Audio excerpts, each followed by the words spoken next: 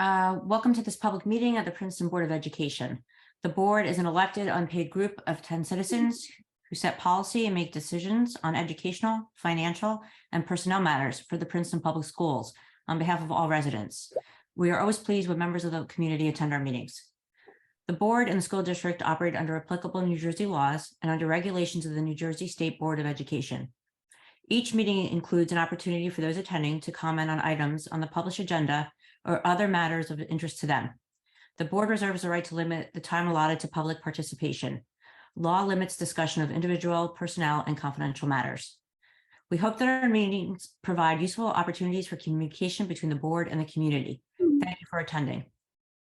As required under the Open Public Meeting Act, NJSA 1046 et sequentia, adequate notice was given for calling this meeting. It was authorized by the Board of Education and forwarded to the municipal clerk, Princeton Packet, and the Trenton Times on January 6, 2023. It was distributed to the schools and others on the standard distribution list. The board reserves the right to go into executive session during all meetings of the Board of Education.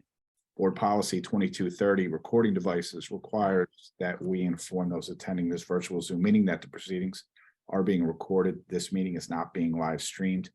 Public members who wish to make comment at the appropriate time as noted in the agenda or added by the presiding officer shall raise their hand virtually at the bottom of the Zoom screen. Once called upon, the members of the public will be requested to unmute themselves by clicking the mute button at the bottom of the Zoom screen. Although we don't have any formal action on tonight, it is a public meeting, so I'll read the representative of the sending district is authorized to vote on such matters that affect sending district students or affect the governance of the Princeton Public Schools as more specifically designated in NJSA 18A 38.8.1. In the event this statute is amended, the law shall take precedent over this bylaw precedence. Sending district votes pertaining to personnel actions for the high school, central admin, and district-wide staff only. Votes otherwise are considered abstentions. Thank you, Mr. Bolden. Would you please call the roll? Yes. Daphne Kendall. Here. Betsy Baglio. Here. Michelle Tuck-Ponder. Here. Beth Barron. Here. Debbie Bronfeld. Here. Jean Durbin. Present. Maura Franceschi. Here. Brian McDonald. Present. Susan Cantor. Here. Rob Christopher. Here. We have a quorum. All right, thank you, Mr. Bolden. So this meeting tonight has two purposes. The first is the presentation of the demographic report by SLAM Associates and Pat Gallagher and Mike Zuba. So I'll turn it over to you. I just wanted to say that these demographic projections are an update. The board began looking at demographics back in the 2017-18 school year. Over the past 10 years, total PPS enrollment has increased by 324 students or 9.5%.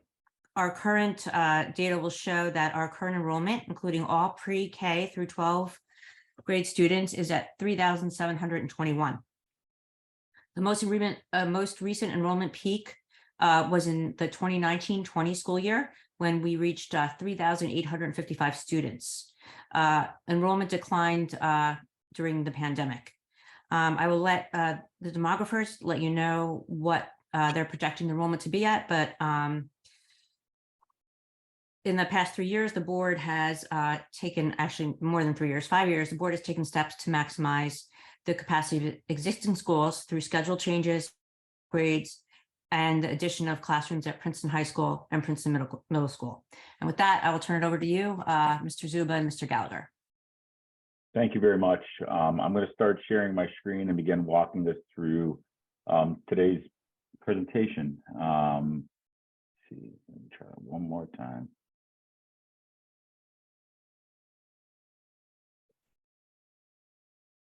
Can everybody see the blue screen with Princeton Public Schools on it? Yes. Thank you very much. So it's good to be back. Tonight, Pat Gallagher and I are going to go through and tag team the presentation and then field any questions on it.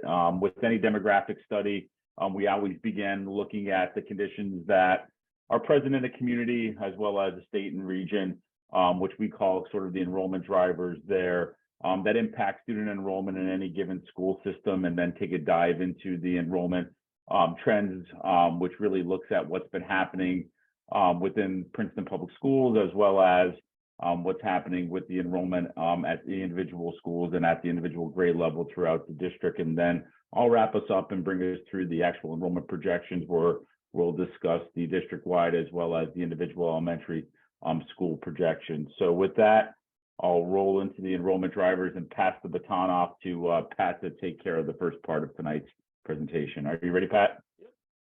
Thanks, Mike. So to start off, we always like to take a look at community-wide demographic trends, as well as trends within the larger region. And that starts with looking at the decennial census. We're fortunate in that when we have done projections for Princeton in the past, we were far removed from a census. We have access to the 2020 decennial census now, which is a more accurate data point than some of the census estimates for the in-between years. But historically, Princeton's experienced some cyclical growth patterns where you'll have some rapid growth followed by more of a stabilization period. What we found between 2010 and 2020 is that Princeton experienced a growth pattern, growing by about 7.5%, which was faster than the growth rate seen in Mercer County and in New Jersey, which were both at about 6%. We also track Granbury's population, knowing that that impacts your high school enrollment. And that population was largely stable over the last decade. And it's important to note that the 2020 census was fielded in April of 2020, and so it doesn't necessarily capture those trends that we saw during and after the pandemic, where we saw some increased migration out of the central city in the New York metro area. Another trend that we track closely is births, as this has historically been a good indicator of kindergarten enrollments. You experienced a most recent peak between 2014 and 2017 at just under 200 births annually. However, from 2018 to 2020, that decreased, averaging just under 170 annually. And those smaller birth classes will start entering kindergarten starting next year.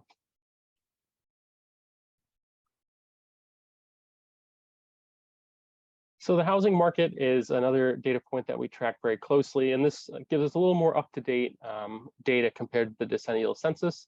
What we saw in many of the suburban communities in New York metro area is a very strong housing market, particularly in 2021.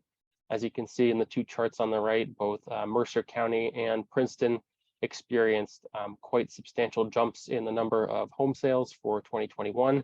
In Princeton, it was up from about 310 or so pre-pandemic, and in 2020 to 400.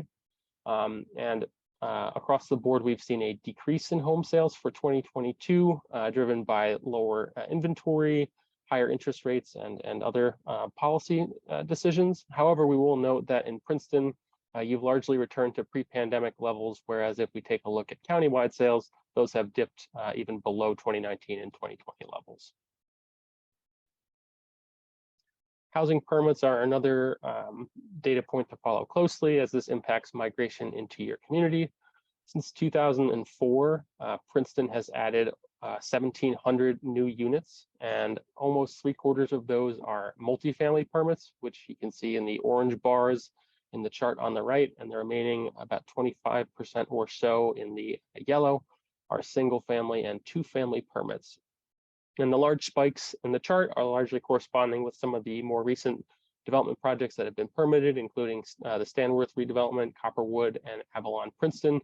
And there is a lag between when these units are permitted and when they are occupied. And so there will be a several-year period between when the permits are issued until you reach peak enrollment in any of those developments. In Cranberry, permit activity has been a little more modest, averaging about 10 single family and duplex permits and about 20 multifamily permits annually over the last 5 years. It's also important to factor in future housing projects that have not been built.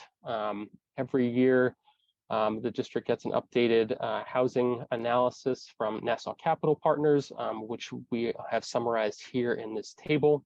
And Princeton has over 1,100 units in the pipeline. So these are units that have not been built or are under construction, but are not generating students as of today. And many of these stem from the final Fair Share Housing third round agreement. And when completed, the estimated enrollment in all of these developments is estimated to be about 460 total students, with about 250 of those in the elementary grades, 120 or so in middle school, and about 90 in high school. And it's important to note that this is only the third round agreement projects.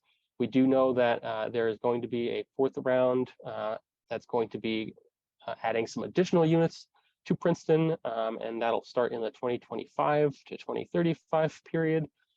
That has not been factored into our analysis simply because we don't know the number of units or their locations, but we want to make sure that it's something that the district keeps in mind as it conducts its long-range planning efforts. And then finally, Cranberry has its third round family projects largely complete. There's one age-restricted development still under construction, and no anticipated fourth round projects due to a prior round surplus. This map just shows the location of those anticipated future housing projects. And I think the key takeaway here is that future housing is largely concentrated in the Little Brook attendance zone, which is the purple zone in the upper right portion of the map, with a smaller number of units within the community park in blue and the Riverside satellite zone in red. And then we'll get into some of our historic enrollment trends. So this chart here shows enrollment going back to the 2009-2010 school year. If we look at a 10-year trend, total pre-K through 12 enrollment has increased by 324 students, or about 9.5%. The most recent peak was in the 2019-20 school year, peaking at 3,855 pre-K-12 students. And there was also an elementary peak that year at just under 1,400 students.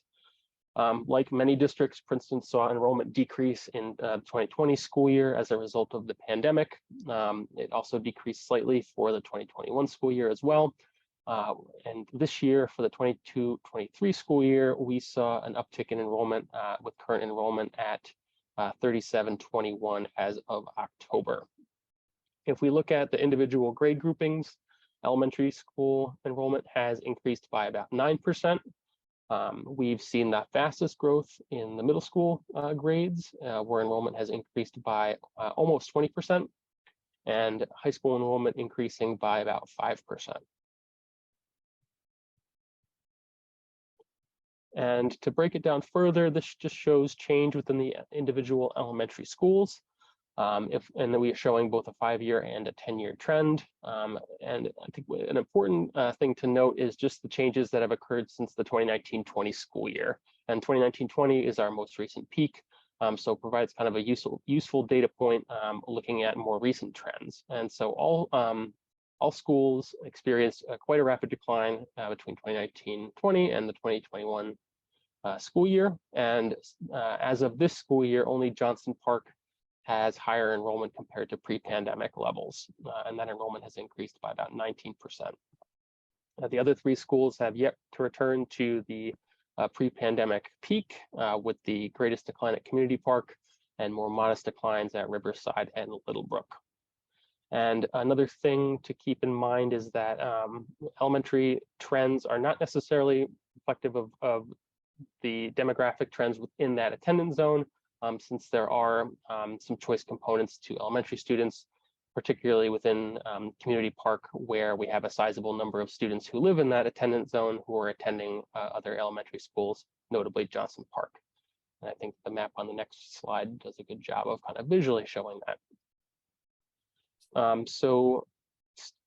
Our 3 of our 4 attendance zones are kind of traditional zone schools. So in Johnson Park, Riverside, and Little Brook, about 85 to 90% of the students that reside in those attendance zones attend their zone schools. Community Park in blue has a little bit different of an enrollment trend, where we have a sizable number of students, actually less than half actually, attending their zone school, and the remainder mostly attending Johnson Park. However, there are also a number of students attending both Riverside and Little Brook who live within that Community Park attendance zone. This just shows a by grade breakdown, and we've highlighted just some of the smaller and larger cohorts that have entered Princeton over the last decade or so, with the two larger cohorts that entered in kindergarten in 2016-17 and 2017-18 highlighted in green. Those are now in 5th and 6th grade respectively. And we also have a small cohort that entered in the pandemic year in 2020-21, which was your smallest kindergarten class in recent memory.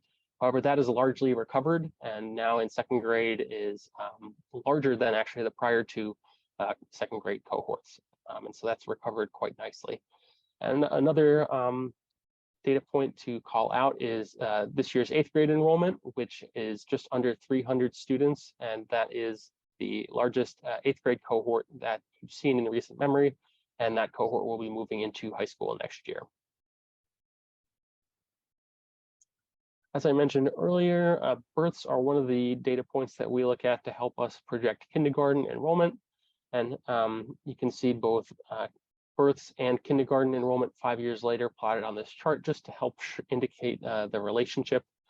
And historically, the number of births was higher than the kindergarten enrollment 5 years later, going back to the 2009 to 2015 period. However, in recent years, those two lines have gotten much closer together, and in some years, the kindergarten class has actually exceeded the birth cohort 5 years prior. And that indicates that families with young children are moving into the district before enrolling in kindergarten. We also do a migration analysis, and that tracks students in your enrollment database year over year who were not in the database the year prior. We exclude pre-K and kindergarten, knowing that those are mostly going to be new to district students, as well as Cranberry students entering 9th grade, since they will all be new to district as well.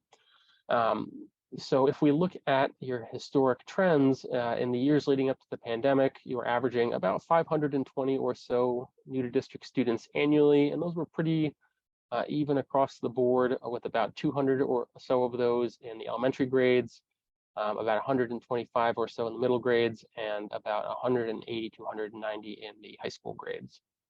What we saw was a dramatic drop in new to district students for the 2020-21 school year. Again, this is a trend that we've seen in suburban communities throughout the New York metro area. And what we've seen is the last 2 years that the new to district students have returned to pre-pandemic levels for both of those years, at about 500 to 520 for the last 2 years, respectively. The new district analysis doesn't factor out students who may move out of the district, and so we also do a net migration analysis, and this allows us to look at just net movement into the district, factoring in students who may exit. And so if we look at the elementary grades, net migration, if we look at the 5-year average, has averaged about 49 students annually, which is above the historic average.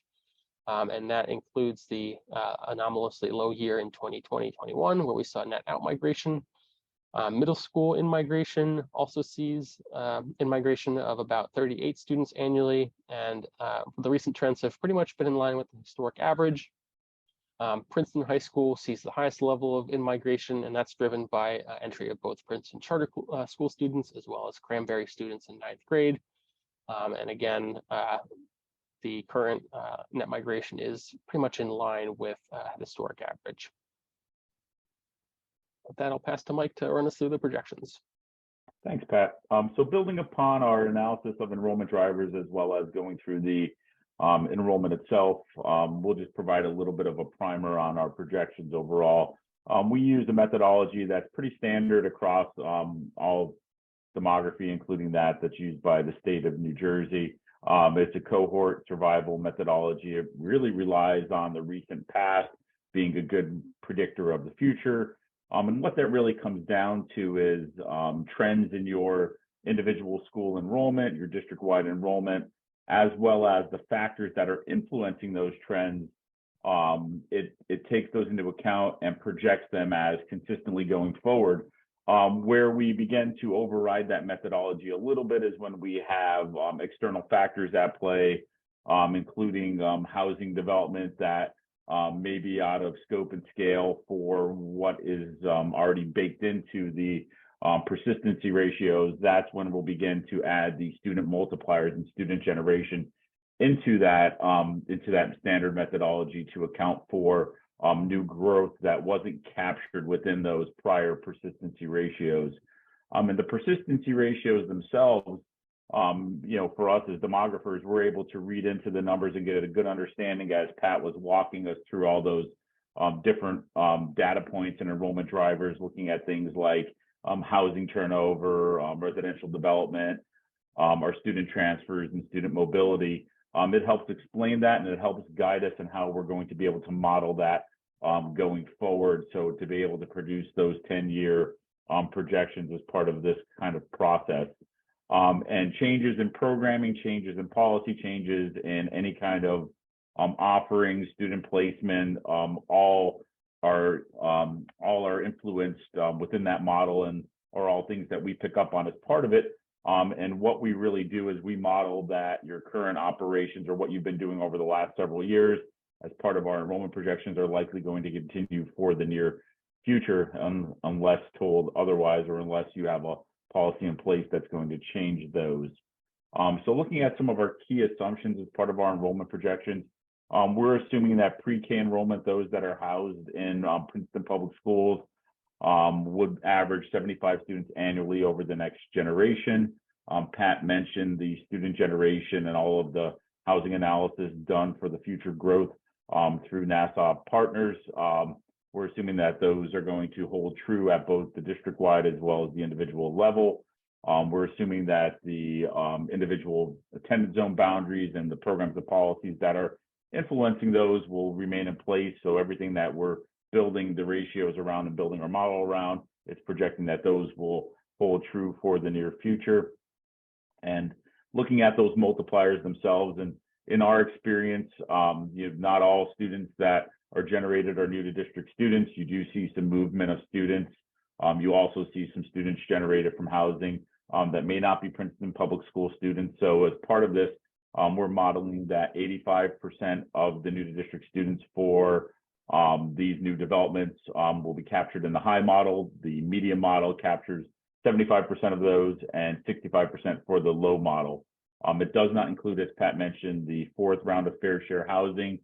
We know that it's coming. However, we don't have enough level of specificity on either the projects, the location, or what they look like to be able to go through and generate the number of school-age children for that in order to be able to make it statistically valid and included in the latter half of our projection. So our high projections rely off of our higher birth model, which assumes that about 190 births annually. It also assumes that student immigration will average just over 5%, which is above our historic average of 4.8%. Our median model assumes that we'll have about 174 births annually. Our student immigration will average that of the recent historic average at 4.8%. It also, for all of them, they reflect the student multipliers that I had mentioned. The low model assumes that we'll have just under 160 births annually. Student immigration will be below that of the historic average at just 4.4%, and that we have the lesser amount of new to district students generated from the third round of fair share housing. So as part of our methodology, we developed 3 different sets of projections, that low, medium, and high, color-coded, red for low, green for medium, and blue for high. What we're seeing, especially in the first few years, those first 5 years, is that the models are in pretty good agreement overall. I think in the first 5 years, we have a spread of about 300 pre-K-12 students overall, ranging from about 4,000 to just over 4,300 students. As with any projection, when you have known data, whether that's known births or students in seats, really corresponding with our first 5-year window of projections, that's really where we have the greatest confidence. When I went back and I reviewed the projections that we prepared back in 2020, so right in the fall of the onset of the pandemic, we were 0.5%, about 6 students deviation for the elementary, and about 2.5% overall for the entire pre-K-12 system. So well within our benchmark of where we strive for about 1% per year within those first 5 years. But overall, the three models are showing us a little bit of a different range of growth overall. In those first 5 years, 7.6% for the low, 11.5% for the medium, and 15.5% for the high. As we get out past those first 5 years, enrollment begins to stabilize or flatten off overall amongst all three models. The low model actually shows a slight decline, ending up at around 3,900 students in 2032-33, whereas the medium model is showing an enrollment of about 4,160 overall. So really in those last few years, only growth of about 0.1%. And then the high model projects much slower growth with enrollment winding up at 4,410 students in that last year of our projection horizon. So this is just a deeper dive on that medium model, which we're recommending based on our professional opinion, as well as all the detailed work and analysis that we've done on those enrollment drivers and our understanding of the conditions in the community.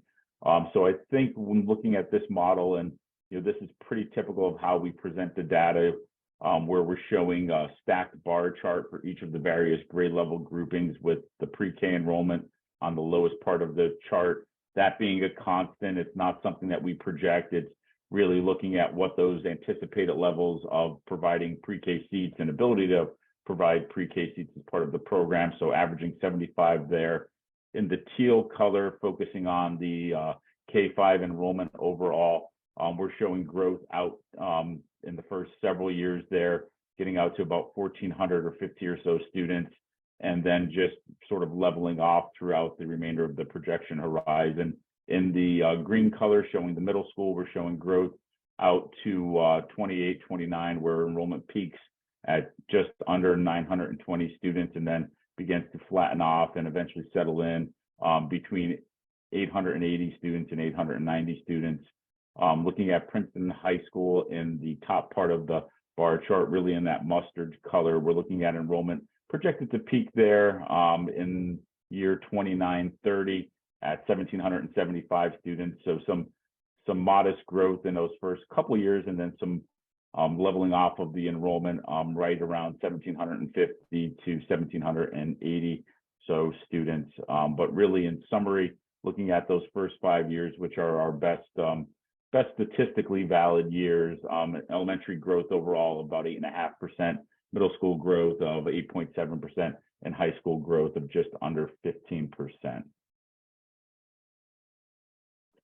Important part of understanding the projections, we like to be able to disaggregate what's happening from sort of what we'll call the baseline projections, or those natural community growth, which is a lot of the variables that we discuss. Those include future birth, those include current births, as well as births that we're projecting. They also include the immigration into the community, as well as all the different demographic variables. And the chart on the right, that's shown in the green color, and then what we have on top of that layered in the red are those student generation. So from housing multipliers that we're adding on top of it, where we really kind of break from that traditional cohort survival methodology, we begin to be able to look at both of those factors combined. But I thought it was important, especially at the various levels, to be able to disaggregate those to get a good understanding. The base level projections shown in green really show a moderate growth over the first 4 years, with enrollment peaking at just under 3,890 students in 26-27, followed by a bit of a small dip down to 3,830 students, getting out to our last year of our projection horizon. And then when we look at that top part of the stacked bar chart, we're showing as those developments begin to get constructed, mature, bring in families, and begin generating students, we're looking at some growth overall from the student generation multipliers, eventually to where we get to the peak of those, adding in 330 odd students per year for the last 4 years. So we're really kind of capping that component out. So, in summary, we have some natural growth really in the first several years of our projection model, and then we start stacking on top of that the growth due to the housing multipliers, leading us to our total projections overall for Princeton Public Schools. Now getting into our individual elementary schools, what we do is we begin looking at a lot of those variables. We're assuming that the policy programs and attendance zones will all remain in place. We're assuming there'll be a continuation of the program and policy placements at Community Park, which looks at having about 18 students per classroom for kindergarten, about 20 for grades 1 through 5. So really looking at projecting that out, the DLI program there of about 236 total students. For students that live in Community Park attendance zone and do not attend the DLI program, we assume that they would, we analyze the historic trends there. We assume that those placement trends would remain in place with the majority of the students attending Johnson Park, and then students generated in the future housing developments that Pat mentioned. We proportionally allocated those to the remaining elementary schools, just based on the historic share of students that have been, the historic share of students based on, I believe it's like a 5 or 6 year trend to follow suit of what's been happening historically. So what this looks like, especially at the elementary level, we'll start up top with Littlebrook. We're showing growth at Littlebrook within the first several years, reaching an enrollment of about 460 to 470 students overall, and then really remaining at that mark from about 25, 26 on to the last part of our projection horizon. Johnson Park is projected to grow within the first several years, eventually reaching about 430 students, 435 students, and then flatlining out for the remainder of the projection horizon. Riverside, shown in red, has much more modest growth overall, eventually reaching about 300 students and flattening out at that level. And then Community Park, we're showing a slight decline as we look at being aligning with those policy and placement parameters, with enrollment getting down to about that 240 to 236 level that I mentioned on the prior slide, and averaging that for the bulk of the projection horizon. And this is just the same chart, but focusing on the elementary schools, where we disaggregate the natural growth from the student multipliers that we've added to the baseline projections. And this just shows the breakdown of the enrollment at each of the 4 schools. With Community Park, as I mentioned, sending a lot of the students proportionally out to the other 3 elementary schools.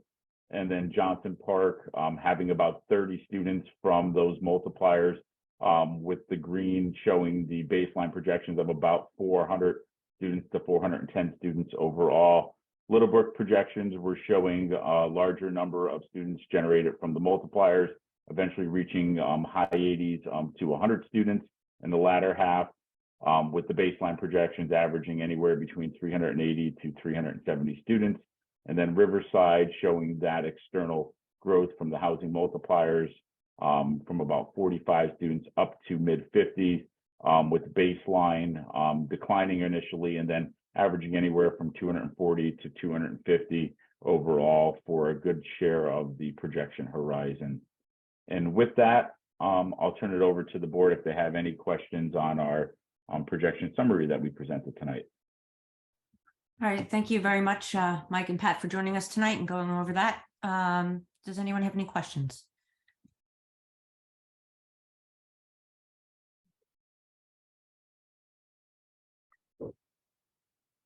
Brian, thank you, Brian. Sure, Mike and Pat, first, thanks very much. Welcome, It's Brian. good to have you guys back working with the district. As you know, this is the first time some members of the board are seeing this information. One question about the elementary school slide. You were careful to sort of say that's based on what we're doing now. But I assume that there is an opportunity for the board and the administration to look at the numbers at the elementary schools and at least wonder about, opportunities to do some rebalancing. Would that be? Yeah. Yeah, Brian, that's a good point. I think typically when we do enrollment projections, it becomes almost like that checkup where we come in and we look at all of the trends and placements and policies that are governing student placement and governing operations in the district, and model that out going forward and give everybody a peek that if the continued operation and, because that all gets captured in those persistency ratios and what we model. And this just is a reflection of if there's no changes at all. So this assumes that there's no changes to really what has been happening recently. It models that going forward to provide a good deal of information and a good discussion point to be able to say, going forward, do we want to continue down this road, or are there some changes that need to be made with the information at hand that we're providing as a demographer as part of the process? Michelle? Thanks a lot. Thanks for the presentation. My question has to do with how we factor in charter school students. When you're doing your calculations and you have birth rates and migration in, migration out, how does the population at the charter school, and I know you factor in when they go to the high school, but before then, how does that factor into your calculations? All right, Michelle, I'll be glad to start fielding that one, and then I could pass it off to Pat if Pat wants to add some to it. So the way we factor it in, built into our projection, we gain an understanding of all the other, I guess a good way to be described is sort of your universe of students, right? And of the universe of students that could potentially attend Princeton, we know so many of them have other choices. They make, for whatever reason, students and families make other choices. And that gets captured in those persistency ratios that we're looking at. So we look at the historic enrollment. We look at if there's any, really, we kind of like go through a process of anomaly searching, like looking for things that jump out that seem to be unusual or trend breaking.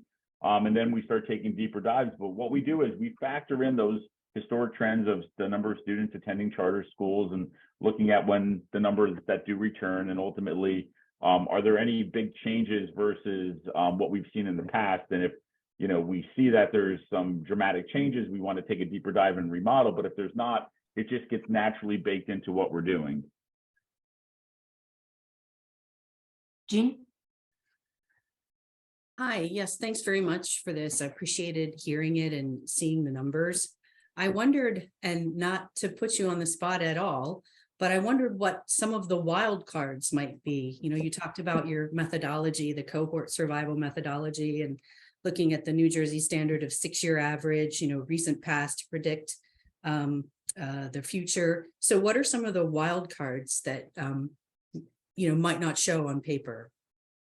Thanks. All right, now you hit me with a really tough question here, thinking about wild cards and anomalies, Gene. So I'm going to have to think for 1 second on that one. But I think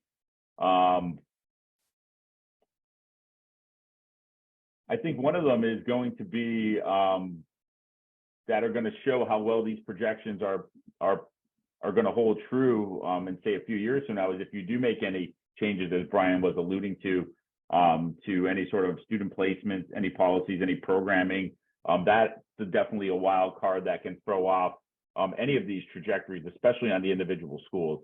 Wild cards at the district-wide level now, that would have been the pandemic that we had when we were doing the master planning process in the spring of 2020, and then we had the pandemic, and then all of our enrollment projections that we prepared at that time didn't look so great come fall, and we redid them and recalibrated. But I think they're on a couple different levels there. Pat, do you have any wild cards that you see for Princeton as part of the work? Not a wild card per se, but certainly the fourth round fair share housing would impact the those units may start coming online during the last few years of our projection horizons, and because we don't know the location and number of units, we can't model them, but they certainly may have an impact at some point in the next 10 years. And housing's a good point, Pat, and I'm glad you sparked my thought on that one to give Gene a little bit additional answer to that. The construction of anything right now is a little bit of a wild card. I know we're speculating certain construction times, but also construction cost is probably, I'm going to just throw out a through the roof kind of terminology there. Supply line shortages, throwing off schedules. So anything that we're banking on student generation from housing development could potentially change, not in scope, not in scale, but in timing. right? So should construction get slightly delayed, then there's certain times where, that could push out, say, either a peak in enrollment or a bubble that we're expecting to come from that could push that out a little bit. So that's a bit of uncertainty that's really out of our hands. And, it was always a little bit out of our hands, but I think prior to the current climate that we're in now, we always had a little bit stronger certainty of that it wouldn't deviate too far from what the schedule was. So that's a little bit of a wild card going forward. I mean, what about a recession? A recession definitely has an impact on enrollment. I don't know. I projected enrollment before the Great Recession and after the Great Recession, and there wasn't many, and that was a different kind of housing collapse there, and there weren't many projections that I don't think any demographer prepared that were spot on that they could say from 2006 looking at 2009 or 10. So very large and long-lasting recessions can definitely have an impact. Okay. Thank you. Brian? Yeah, Mike, just to follow up on a point you made about possible changes. Many of us are seeing this information for the first time. And I note that some of our colleagues from town council are also paying attention to the numbers. Some of the growth is based on expectations about the number of units being added at some of the new developments, the timing, the mix of bedrooms. And should we learn that there might be more current numbers, is that something that could be factored into the model? Is this something that can be updated with new information? Yeah, that's a good question, Brian. So the way we have the model set up is we've broken down both, and I'm glad the slide was right here. We've broken down the natural growth as well as the growth from anticipated housing. And I'll just go back to Pat's earlier slide here. Hopefully I don't blind everybody with the screen popping up everywhere.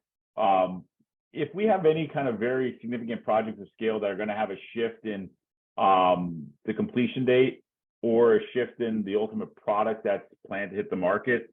And when I say a shift, that if something was originally going to have a certain bedroom split and there's going to be a dramatic difference to that, then that's something that we would want to know, and then projections then later can be updated. Or if a project were to fall off this list, then that's something that we would want to be able to know about. But if it's a smaller project of only a handful of units with a small student generation, and I'm just picking on Weatherspoon here just because it's one of the smaller ones, or Nelson Spring, if something were to shift with one of these, even though Nelson Spring is an earlier project, total of 3 students isn't really a dramatic shift to change anything with the projections themselves. But if there's a major shift, it's something that we'd like to be aware of and have a conversation about whether or not it warrants updating the whole model, and we'll provide that feedback from our experience on that. Betsy? Hi, thanks very much for this presentation. I'm just wondering, in a town where we have many private schools as well within our area, is that a variable that you take into consideration, whether or not, I assume that in migration, some of those people are not actually moving to town, but they're coming back to our public schools from some private schools. Does that, even when you're looking at new housing, do you take that into consideration about the variability given the number of private schools in our area? Yeah, that's another good question. Definitely. I think when we talked about our student generation, and I'll go back to one of my slides as a crutch here. So when we're making assumptions on new to district students, we know that 100% of students that come out of any development, any housing, aren't going to be Princeton Public School students. So when we analyze, private, parochial, other schools, we have an understanding of what that other population looks like, and that's how we drive some of those assumptions. And we do see a two-way flow. I think the earlier question on or statement about if there's a recession, I know going into the Great Recession or as part of the Great Recession, we saw a lot of trends in communities that were similar, that had a large private school population. We saw a movement of students back in the public schools as part of that Great Recession, especially in the first couple of years of it. And I noticed that in a lot of our New York metro communities, especially those more well-regarded. It eventually kind of leveled back off again. and you get back to sort of, what that natural growth looks like, but we do pick up on those things. And they do get modeled into that. Thank you. Beth. Yeah, I just wanted to ask generally, when you think about Princeton, I know in some of my school board trainings, I've gone to groups in the state and I've gone to a table where people have concerns about enrollment, and I'll be the only one there who's worried about growing enrollment. That there's many districts around the state that obviously are losing population. And I wonder, since the pandemic, I guess, first of all, with the pandemic, you saw, I guess, was across the board that districts lost students, right? That's my understanding, but I'm wondering about that. So is it something you saw kind of evenly across the country in the state? Did the enrollments go down? And are they coming back in a similar fashion, and depending on the types of communities? And do you see any change in the way that, there are some communities in the state like Princeton and maybe Chatham and maybe some of the other, as you say, like Metro, I don't know, special, we have Princeton University, so we're quite unique. And so we're growing, but other areas are not as fast. And has that changed? And how do you think about that? Good question, Beth. I'll answer it in numerous parts, and I hope I don't forget any of those components. And Pat, please feel free to chime in. I think that drop off that we saw immediately, and Pat mentioned in our student immigration analysis, was kind of unique to Princeton, especially in year 2020. I'm going too far. In 2020, where we had this big drop off of students right out of the gate. So right there. So where you historically grew elementary students, 2020, and I think this is really the Princeton effect of the first fall of the pandemic, what would have been the typical, and I'll lack of a better term, call it like the churn of population from the university effect, the students coming in, families coming in, that immediately got halted and kind of threw off a lot of the other factors. A good number of our communities and the clients that we work with, they in 2020, they saw, especially those that were a little bit more proximate to the New York metro area, in 2020 and 2021, they saw big spikes in new students. So those suburban communities saw a huge influx of students in that first year of the pandemic. That was astronomical compared to kind of the years in the past. However, in the subsequent years, so in 2021, it kind of dropped off a little bit, or wasn't as big as that peak. And then in 2022, it kind of returned to normal. But some of them that didn't have that university effect had a large spike just with families moving out of New York City and moving to the suburbs that were close by. And some of those communities are still seeing that very large immigration of families, but it's finally starting to slow down just due to a lack of availability in housing, and the turnover of housing is sort of quelling that growth a little bit. I do know that many of the urban districts, and we work in a wide variety of districts, so a lot of those urban-centric districts still haven't rebounded.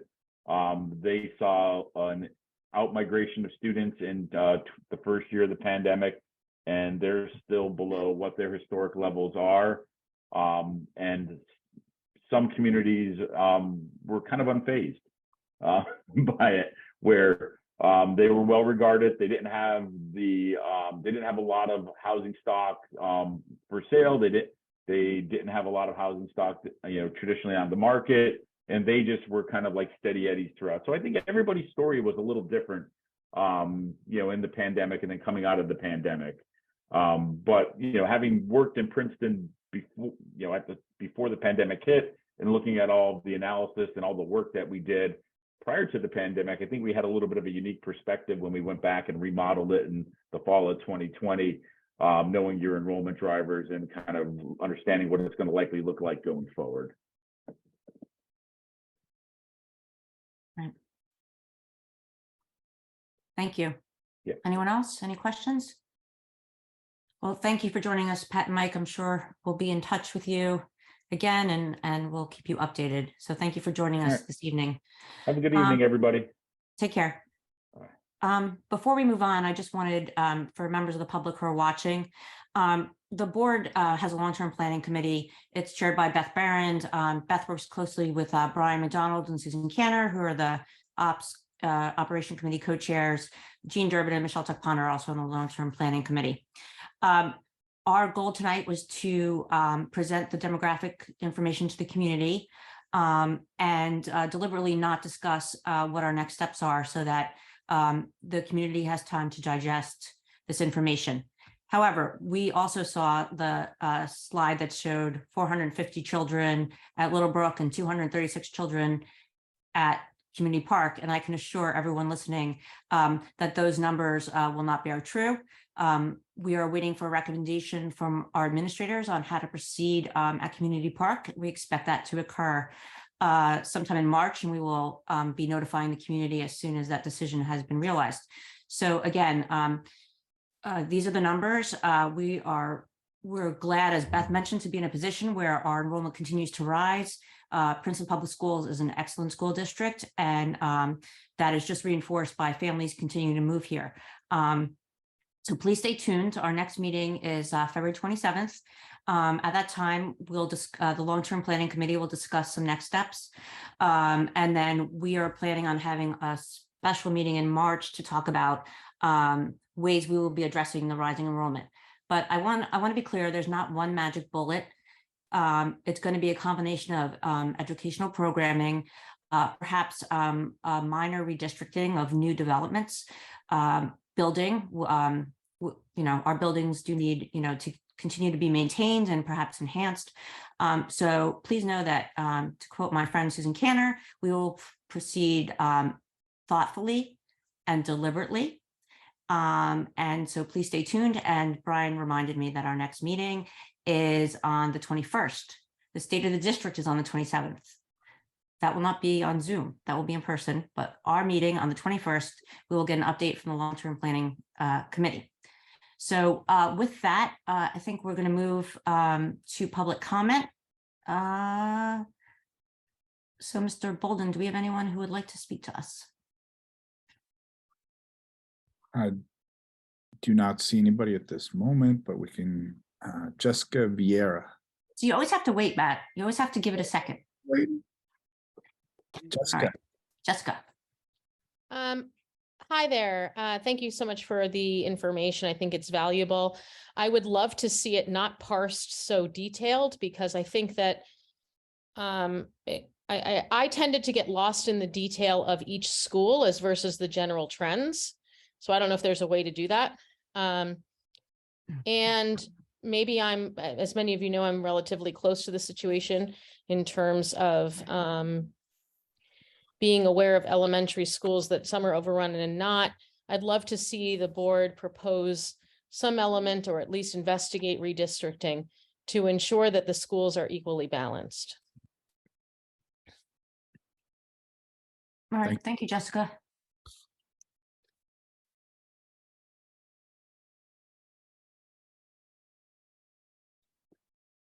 All right, we're just giving it a minute. All right, I don't think we have any more. Oh, yeah. Okay, and anyway, we're moving on now to the budget workshop. And Mr. Bolden, turn the floor over to you. Great, thank you, Daphne. So this is the first budget presentation. It is by nature a top level presentation of kind of where we were last year, a little bit about district, budget calendar. We'll talk a little bit about taxes, where we were, and we'll go over a preliminary budget analysis. And then we'll take questions from the board and public if there are any. So we are nearing the end of our new strategic plan. So it's still technically in draft, and this may look familiar because we are keeping, it's our promise. We promise to prepare all our students to lead lives of joy and purpose as knowledgeable, creative, and compassionate citizens of a global society. And I just briefly wanted to go over some of the draft goals that should be finalized within the next month or so. We're going to focus on the early years, age 3 to grade 3. I think everyone sees the importance on that. Every student will build solid foundational literacies through purposeful play, inquiry-based learning, and targeted instruction, wellness, inclusion, and supports for all. Every student will be known, connected, engaged, and supported, and will encounter fair, affirming schooling experiences at every stage, opportunity and achievement for all. Every student, most importantly, will have access to challenging academic programs and will demonstrate achievement of rigorous standards with intellectual integrity.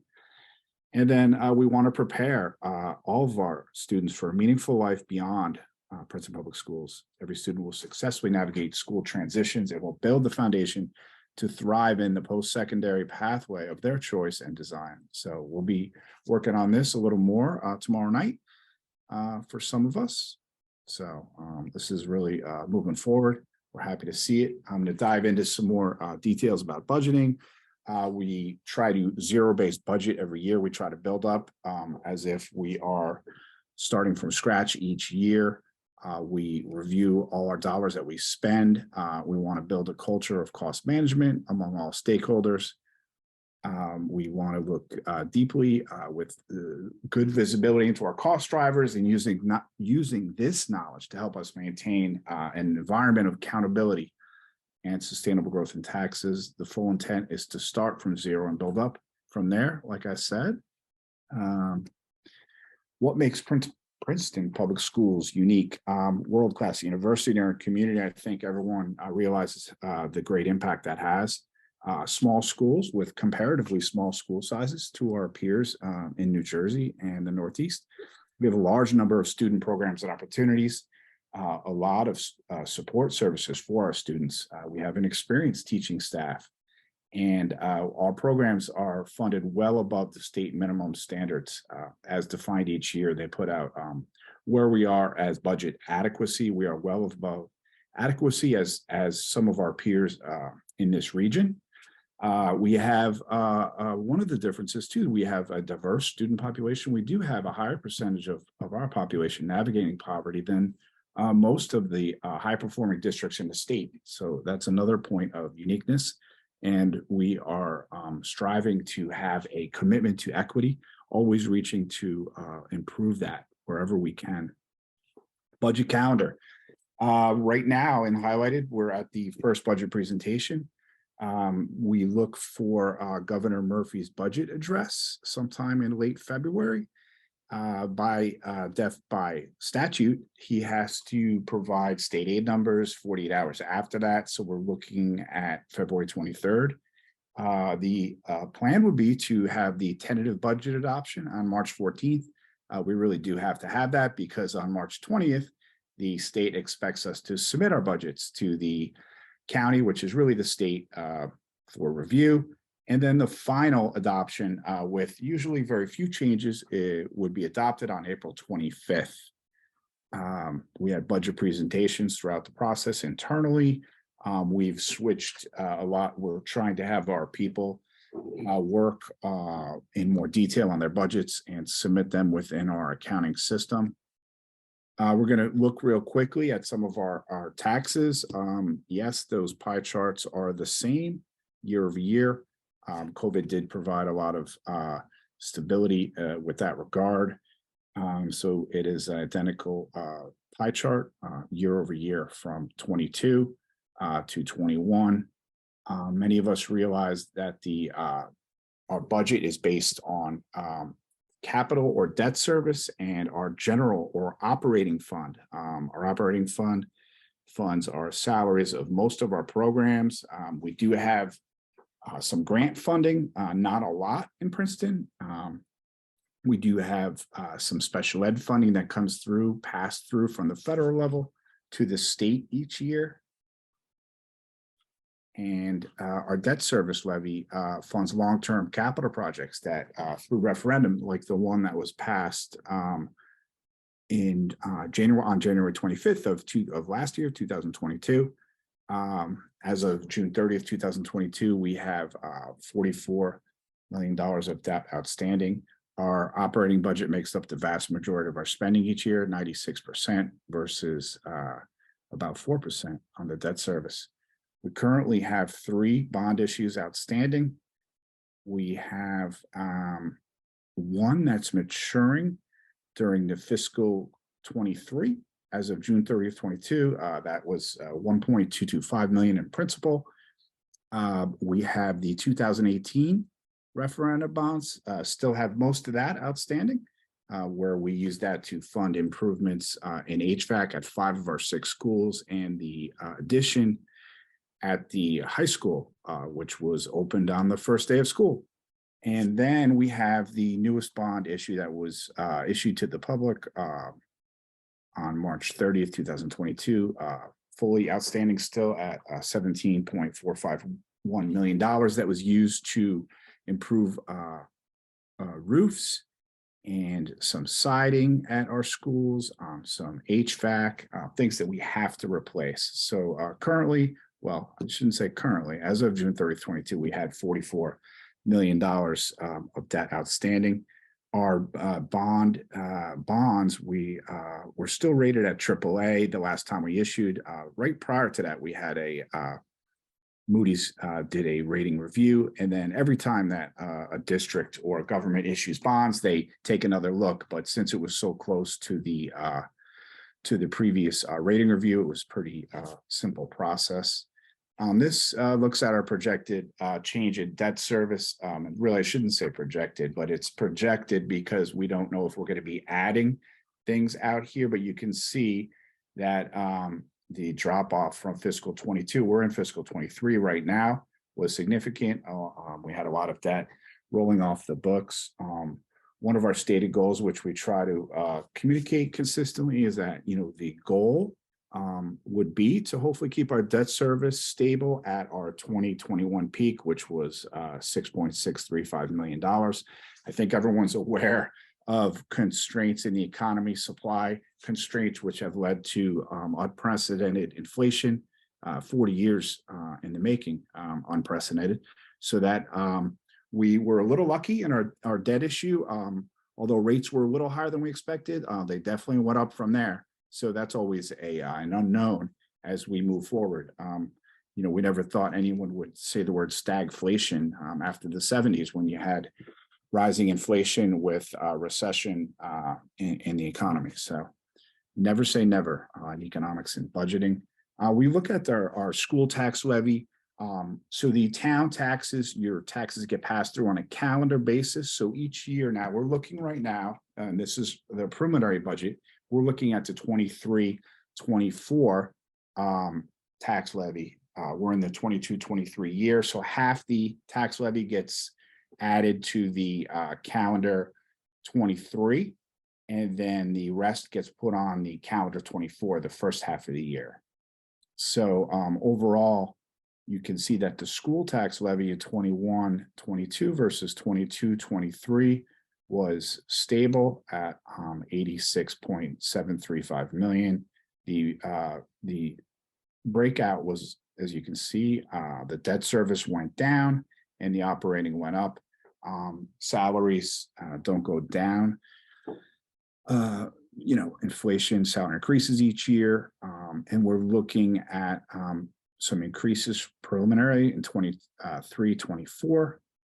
Increase the operating tax levy so far. You know, it's we're not there yet.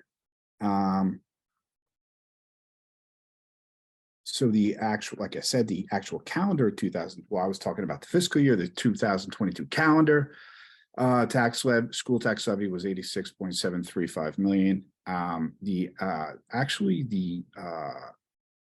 There was a tax rate decrease from 1.200 to 1.198, which is basically flat. It means that the 0.28% calendar year school tax levy increase resulted in a 0.167%, very small effective school tax decrease, because the tax increase was spread across a larger base of tax rateables, which were over $7 billion, up slightly from the previous year. So that helps. We're looking at our general fund or operating tax levy growth versus our enrollment.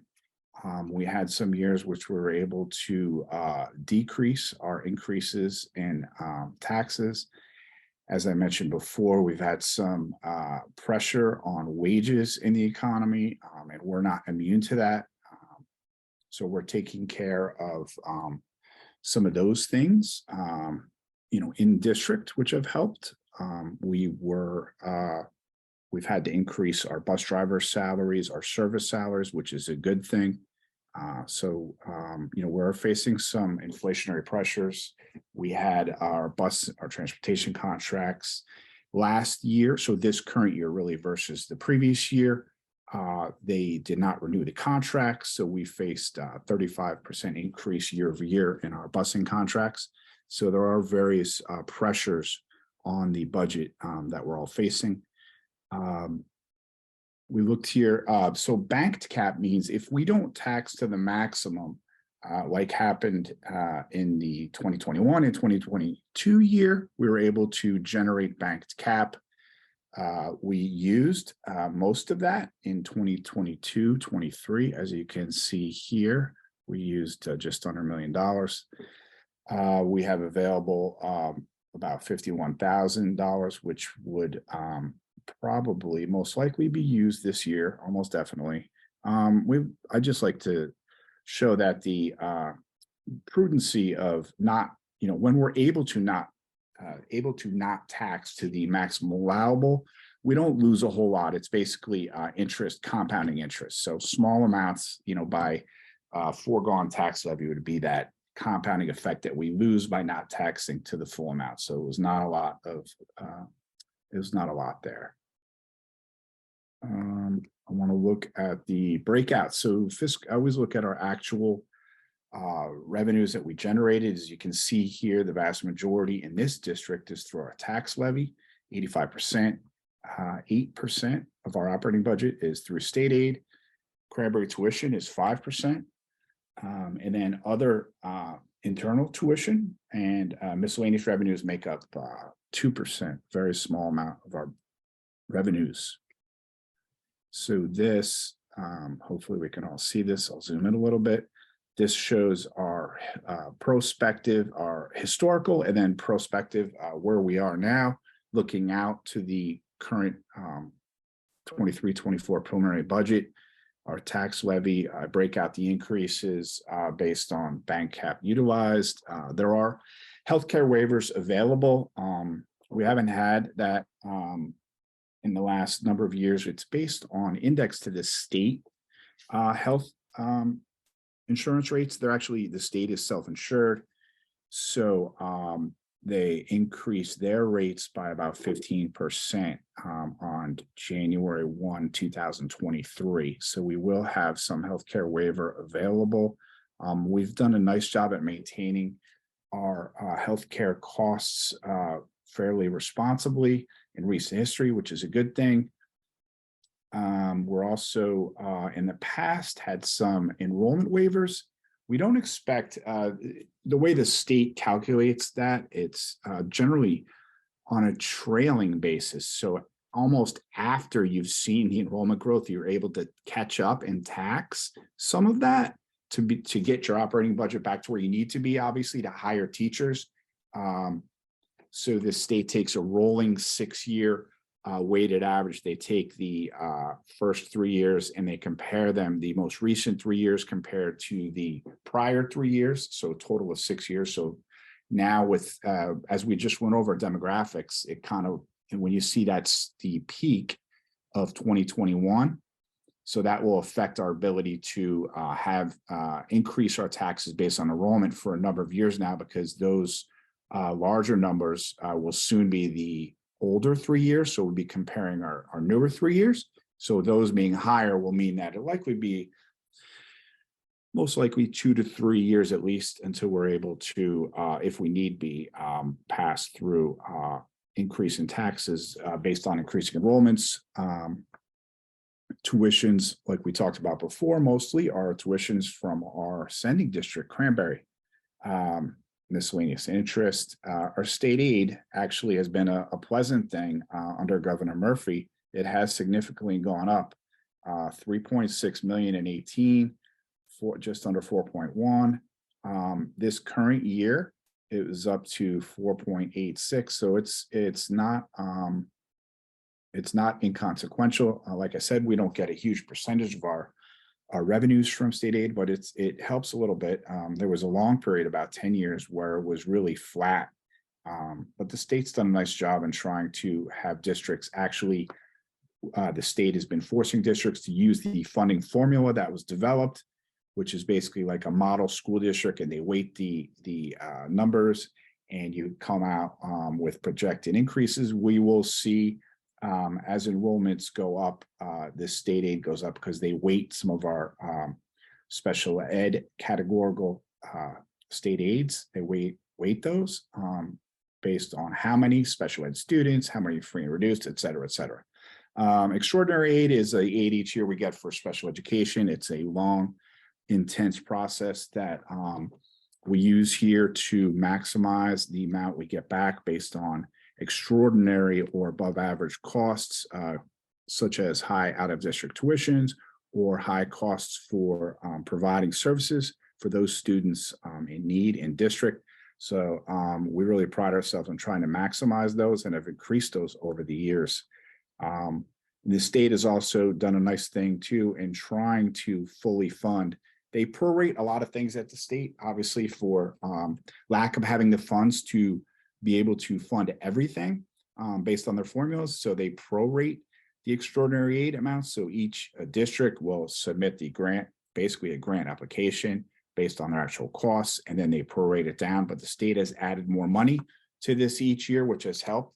So not only our increased efforts paid off, but the state has done a nice job trying to help districts fund rising special education costs.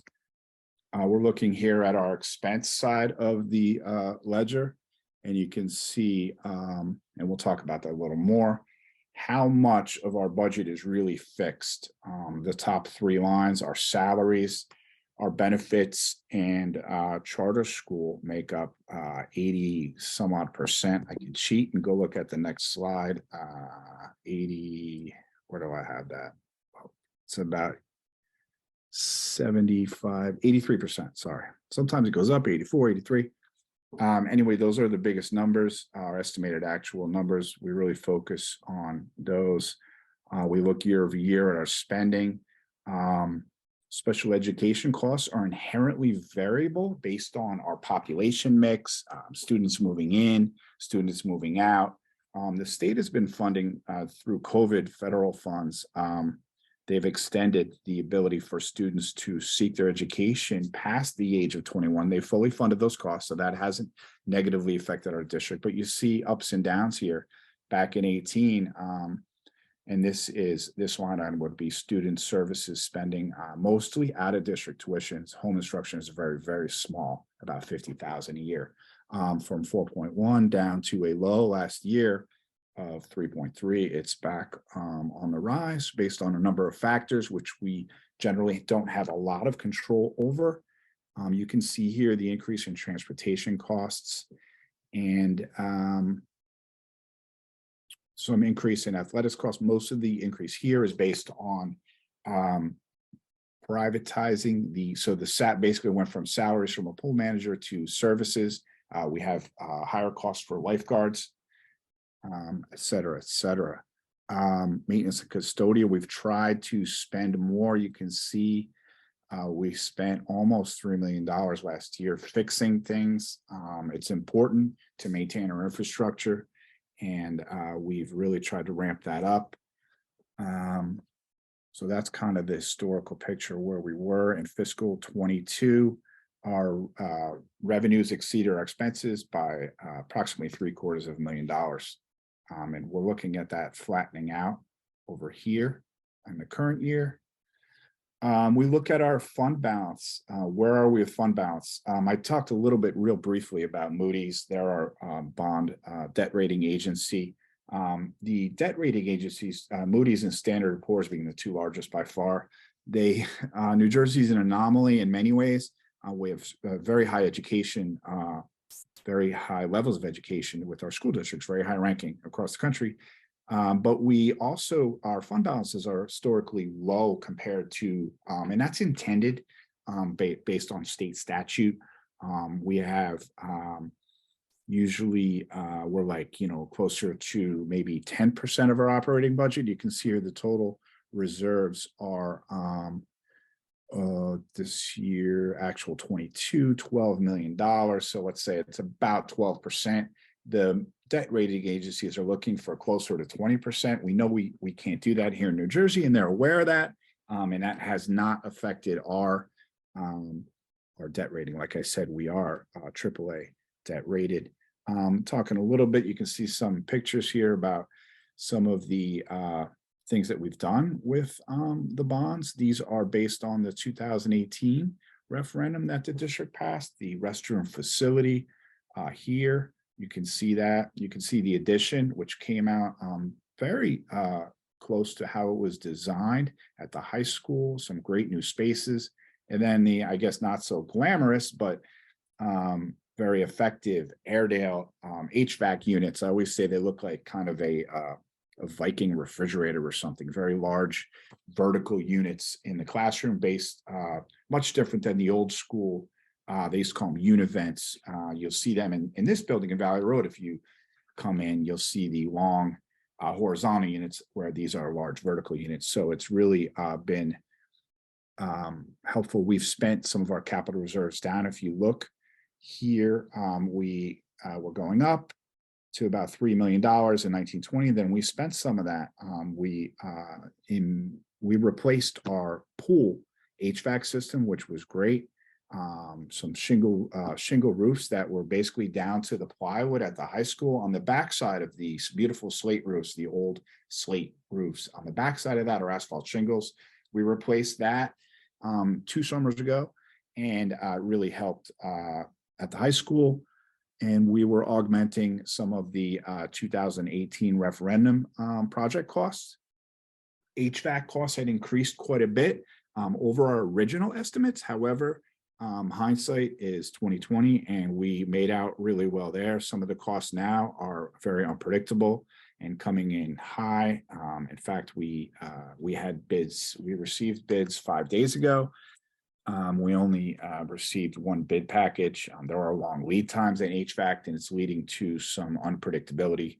The one bidder was very high, and we will likely reject. We will reject that in 2 weeks at our next board meeting on February 21st. We're looking at our operating pie chart of our budget. Actual, how do we spend our money? So, like I said, 58. 17 and 75, 83% on salaries, benefits, and charter school in the state of New Jersey. And I guess that's, I think I mentioned as one of the anomalies in Princeton, a very high achieving school district with a charter school. So it's been here for more than 20 years. The state funds each local district that sends students. So we don't necessarily fund every student at the charter school, just those that are residents of Princeton. But we've made some real concerted efforts to track those students. We're actually implementing some software which can help us to ensure that all those students that we're paying for, hopefully every single one of them, we can hopefully verify that are Princeton residents. But the vast majority of the Princeton Charter School students are actually Princeton residents. Right now, about 416 out of the 424 that are enrolled there. The charter schools have to go to the state if they want to increase their enrollment capacity and get that approved.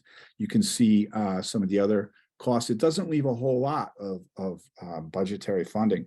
Transportation, 2%. School budgets, believe it or not, like school supplies, 1%. About student services, which include the non-salaried, right, the out-of-district tuitions, the costs for funding our in-district programs, non-salary benefit costs, about 4%. So that gives you kind of a look at how we spend our money. This just shows how the increase in those 3 lead categories has increased over the last 8 years. 23 is an estimated number. And I'm going to open it up for questions from the board first, and then of course from the public. So I can stop sharing this. Well, thank you, Matt. That was a very detailed presentation, and I appreciate how you walked us through it. This is all preliminary right now. Is that right? Yes, very preliminary. We try to look at this at the top level here in February as we get fine tune our numbers. There are a lot of unknowns at this time of the year. We don't know what our health insurance rates are going to come in at. We don't know what our state aid numbers are, and we're fine tuning our salary projections. Mm-hmm. And could you just remind us what the next step is? Maybe you can go back to that slide, which showed the next steps, just so we understand. Yes, so from now until Yeah. March 14th, we'll be meeting in district with administrators, central administration, and our school leaders, along all our budget managers, looking more tightly at what they've asked for. We'll be looking at class sizes internally, seeing where we can make adjustments with our staffing, et cetera, to come up with and then present to our committees our budget. And then on March 14th, the idea is well, we really have to, on the 14th, adopt a tentative budget that goes to the state. And then about 5 weeks later, final budget adoption. Okay, thank you. And am I correct? We added this meeting kind of as this meeting isn't required like statutorily, and we just added this to provide more transparency around the budget process. Is that right? A number of years ago, prior to me coming here, this was a push for the district, like you said, to improve transparency to the community and try to be, yes. Thank you, Matt. I appreciate all you do. Thank you.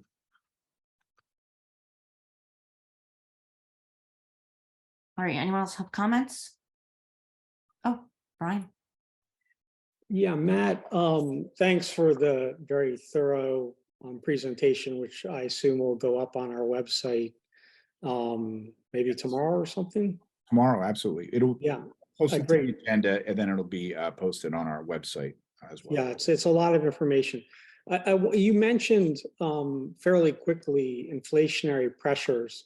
And I know, as a member of the ops committee, that's been something we've discussed. I wonder if you could give a few examples of some of the types of expenses like transportation where we've seen, real challenges, in terms of increases.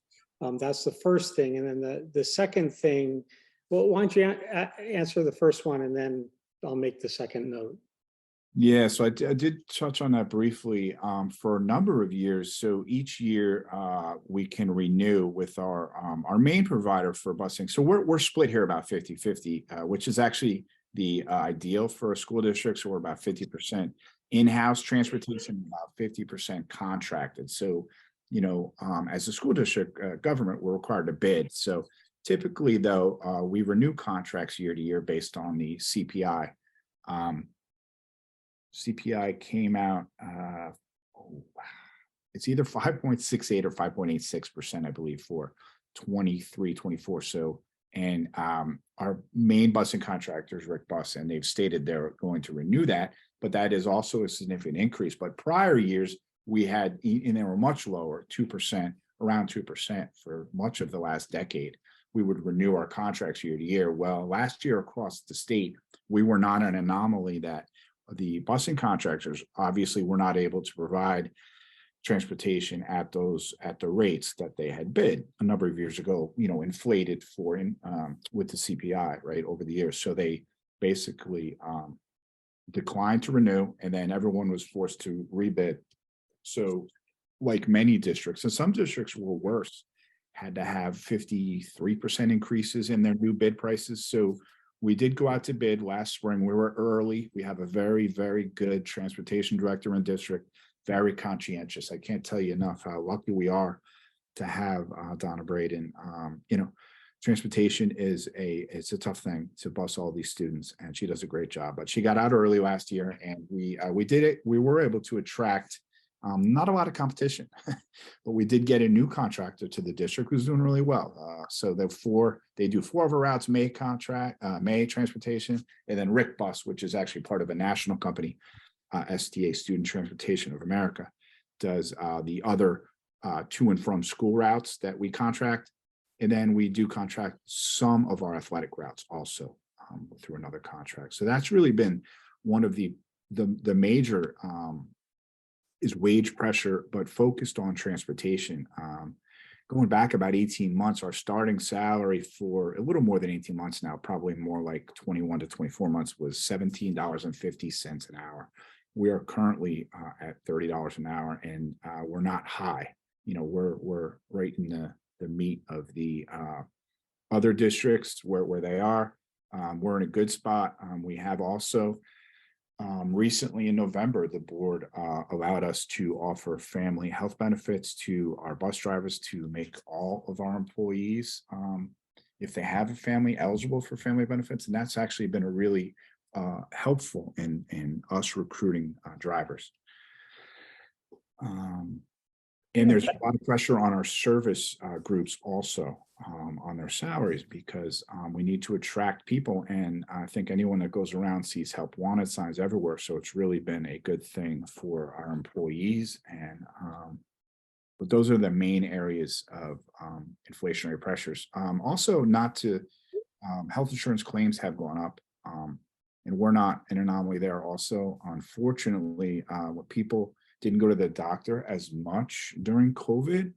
So, and this is a trend in the health insurance, but I shouldn't say business because it's about healthcare, but it is a business. But people got diagnosed with ailments that were a little further along the scale than they otherwise would be. So it is pressuring many aspects of our budget.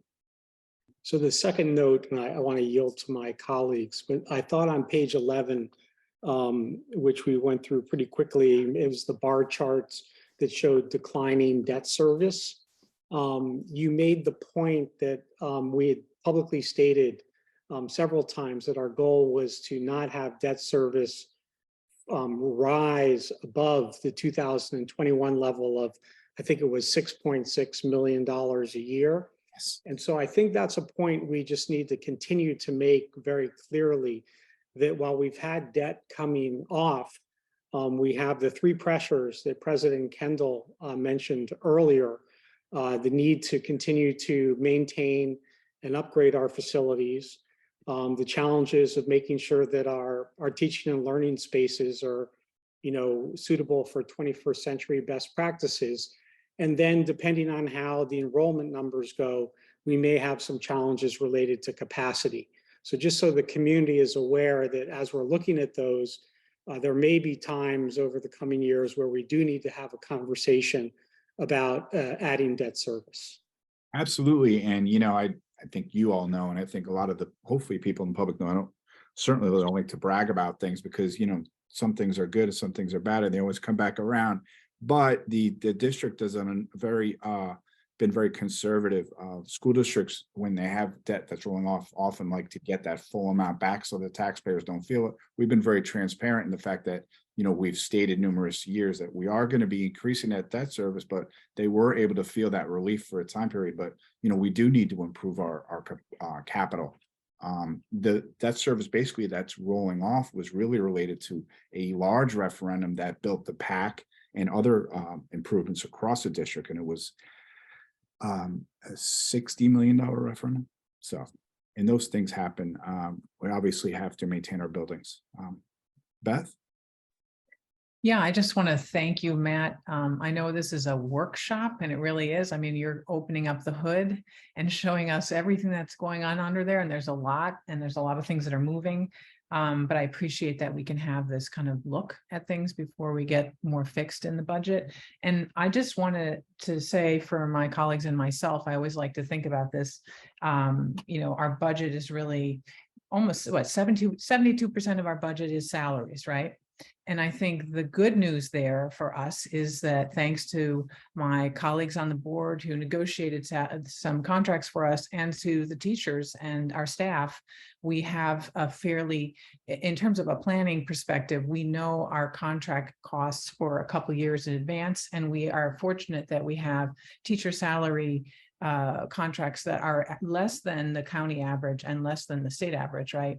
So that 72% of our budget, at least we know where that's going. It's rising at about 3%. And I think that's important to note. I think the healthcare you've said to us is harder to predict. And when you add that to the salaries, and then you add the charter school tuition that we are forced, we are required to pay by state law, it's kind of given to us as a tuition. That's like 85% of the whole thing, right? There's not much left then. You've got 15%.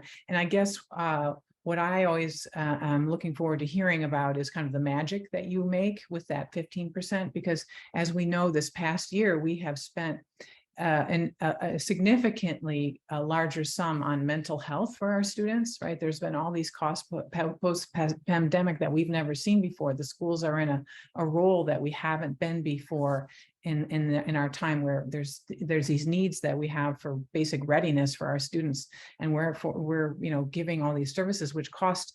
I know we approved some contracts last year that were $300,000, $200,000 for additional personnel that we really need for our kids. So the magic of that 15%, how you manage the transportation that's going up 35%, you manage the energy costs that are going up, you manage all these things, and then we try to take care of our kids, and then we have a strategic plan that also says to us, if we really want to deal with equity and we really want to do the right thing by our children, we're going to need to really put some resources in at many different places. That's, to me, a magic. I don't know how you do it, and I'm looking forward to, over the next weeks and months, hearing how you make that work for us. And I think the public watches our budget slowly creep up year to year. And I think it's important that we talk about it as a big picture so people understand kind of the constraints that we're under, and that what we have to do with that last 15%, all the services and things we need to provide for students with that little bit. So I don't know, I just wanted to say that because you've shown us all of the work under the hood, and there's a lot of detail, and there's a lot of things about fund balance, and I have lots of questions for you that I can ask in committee. But the big picture, I think, is important. And I thank you for the opportunity to talk about that tonight. Thank you. You're welcome. Jean? Thanks, Matt, to you and your team. I just, I wanted to highlight a couple of big things that I heard that I think are really good news.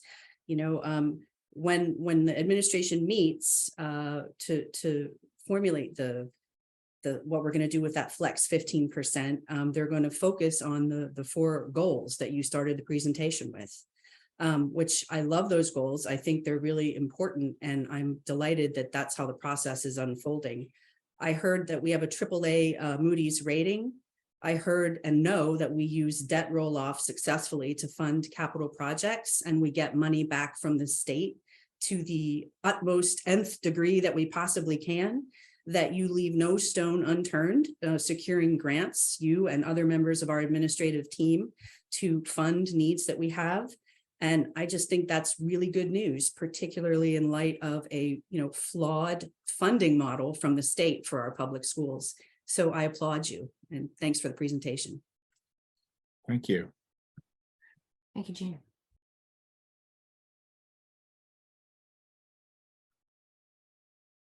Mr. Bolden, should we see if anyone from the public has any comments? Sure. Just give it a minute. Yes. I don't see any comments at this time. Okay. Let me get the agenda up here. All right. So I think, thank you. And especially the Operations and Long-Term Planning Committee for all your work behind the scenes for this meeting tonight. And our next meeting is February 21st via Zoom, 7:30. Did I miss anything? I will just take German. I was going to get to that. Oh, sorry. Yeah, it's all right. It's all right. I mean, if you wanted the meeting to end sooner, you could have talked faster. But anyway, I'm just kidding. Can I get a motion to adjourn, please? Jean, second, Debbie. All in favor? All right. Good night. Take care.